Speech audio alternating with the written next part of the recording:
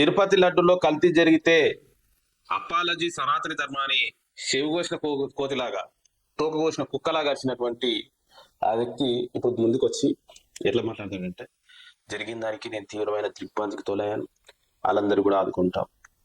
ఇదా మాట్లాడాల్సిందే? సింహాచలంలో కదా జరిగింది మొన్న. ఆడ జరిగిన తర్వాత ఈడ దాన్ని సరిగ్గా మెయింటైన్ చేయడానికి కూడా రావట్లేదా ప్రభుత్వాలకి? ఎంతసేపు పక్క గతంలో ఉన్నటువంటి ముఖ్యమంత్రి విమర్శించడం, గతంలో ఉన్నటువంటి ఇతర మతస్థుల్ని విమర్శించడం, ఎర్రబట్టలు వేసుకొని ఊగిపోవడం తప్ప నువ్వు చేసింది ఏంటో చెప్పాలే కదా.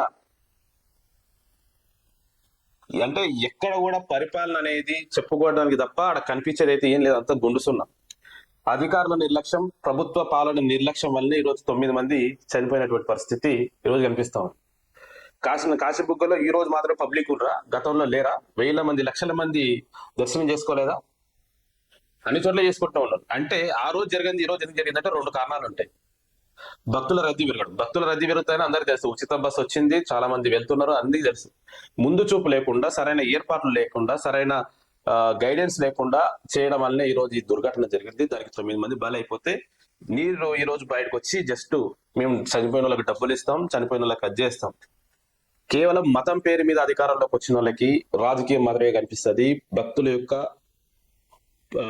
భద్రత పట్టించుకోరు, దాని మీద ఎలాంటి చర్యలు తీసుకోరనడానికి నిన్న జరిగినటువంటి కాశీబుగ్గ ఇన్సిడెంట్ మరొక నిదర్శనం. సరే.